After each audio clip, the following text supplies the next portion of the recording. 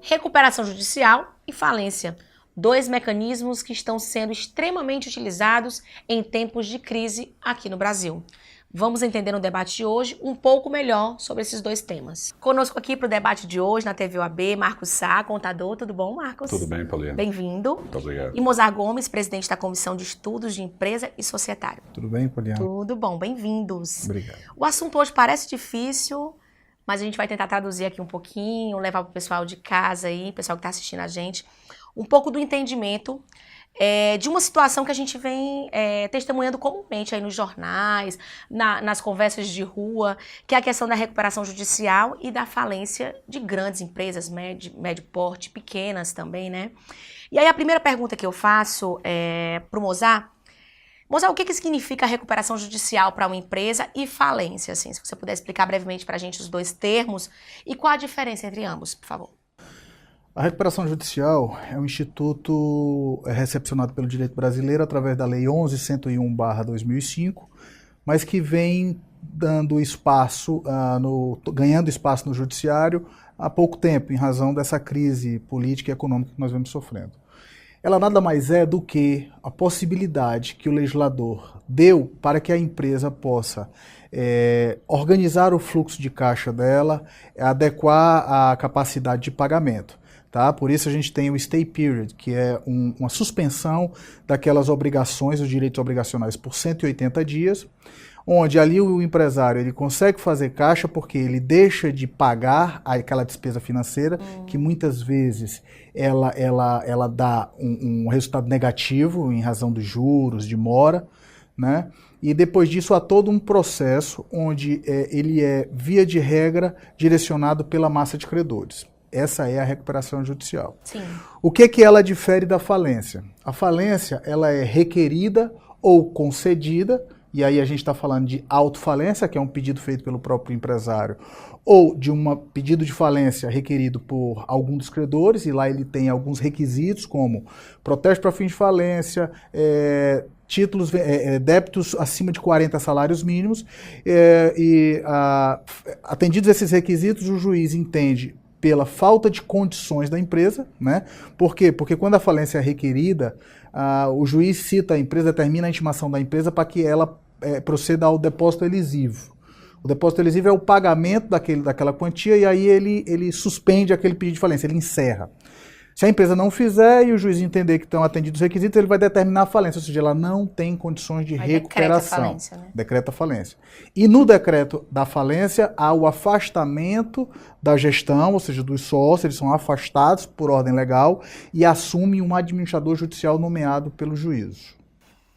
Certo. Marcos, muito tem se falado nesses dois termos, né? A gente estava conversando aqui anteriormente, Mozart. Recuperação judicial e falência. Eu, particularmente, assim, falência sim, mas recuperação judicial, para mim, assim, é uma coisa que eu escutei recentemente. E aí, é um termo, é uma possibilidade nova, já existia, mudou o nome, como é isso, Marcos?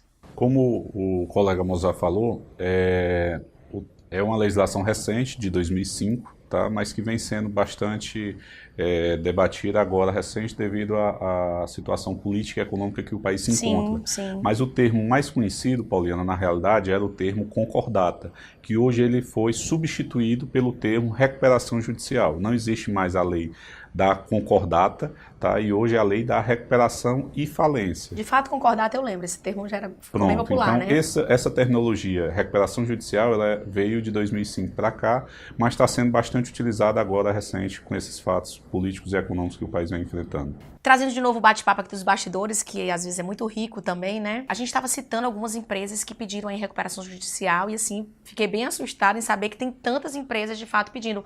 Cita algumas, Marcos, pra gente, assim. Nós temos no cenário nacional o caso da Oi, que foi bastante veiculado, né?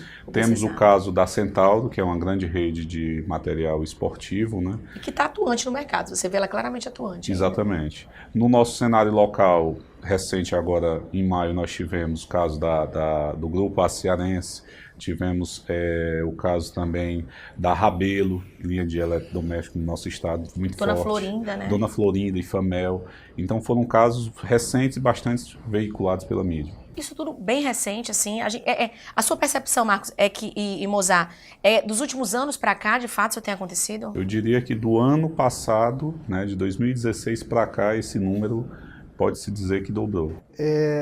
Eu discordo em parte, por quê? Porque se você fizer um retrospectivo da Justiça Cearense, nós tínhamos 3 varas de falência e concordata.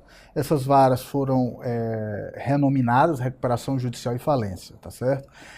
As 3 varas deixaram de existir, hoje só existem 2, porque eram muitos processos de concordata e falência, era um instituto completamente diferente lá de um decreto-lei da década de 40. Sim. Quando ele veio para a recuperação judicial ali, naquele primeiro momento ficou morno. Se você lembrar, nós tivemos uma recuperação judicial ainda no ano de 2005, foi da construtora LM, né, feita por um grande advogado cearense, Dr. Zé Ribamar da Silva, e depois amornou. Isso é estadual? Aqui no estado do Ceará, em Fortaleza. Sim. Depois disso, nós tivemos a ascensão das recuperações judiciais, e aí eu faço uma memória.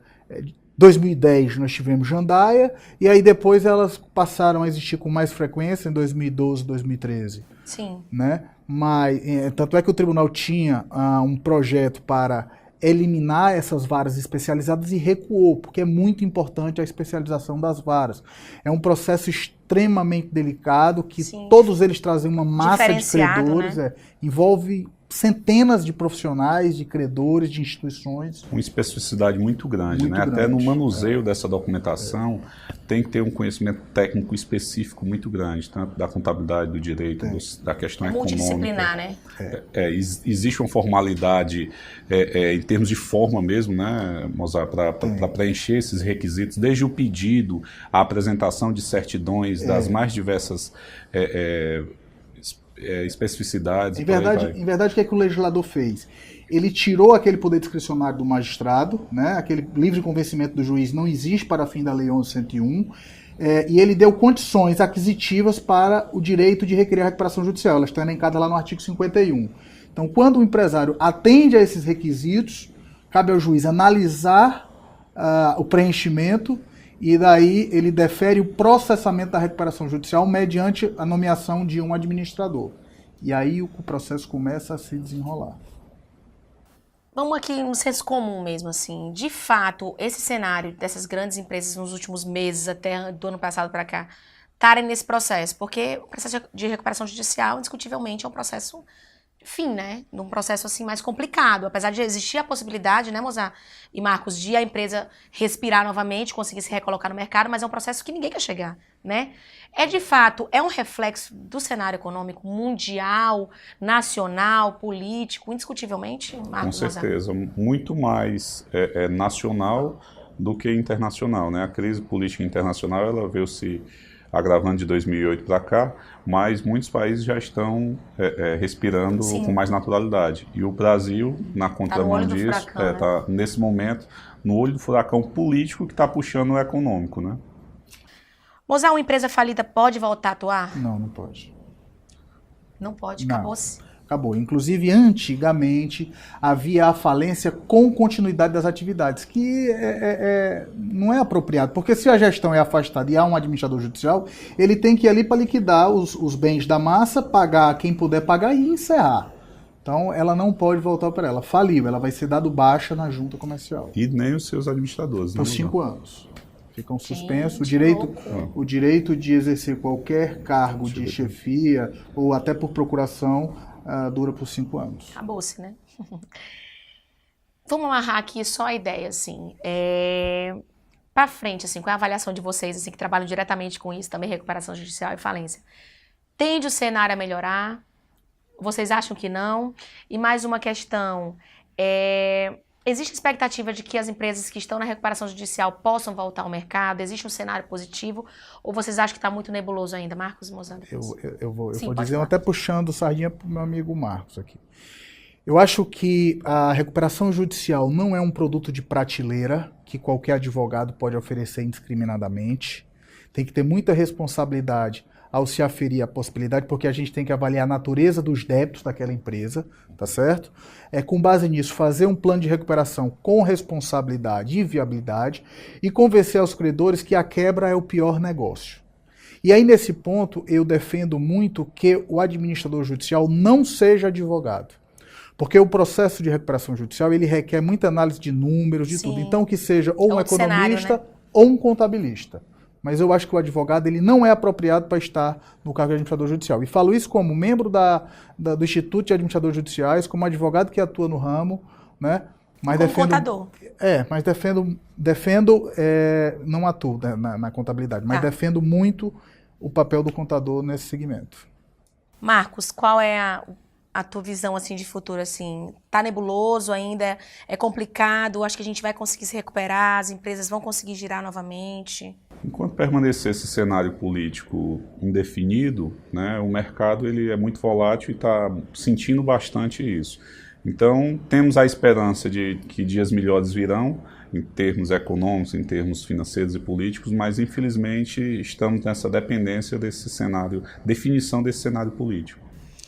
Ok, muito obrigada, Marcos Sá, contador. Obrigada pela presença, gente. Riquíssimo debate, ó. Fizemos esses 8 minutos render bastante. Verdade. Mozar Gomes, presidente da Comissão de Estudos de Empresas Societárias da OAB Ceará, muito obrigada. Nada, obrigado. Até a próxima, gente. Sucesso aí, Até a próxima, bom? Obrigado. Você obrigada por ter ficado novamente aqui na TV OAB. Estamos todas as segundas, quartas e sextas no canal no YouTube OAB CE na TV. Curte a gente lá. Até a próxima. Tchau, tchau.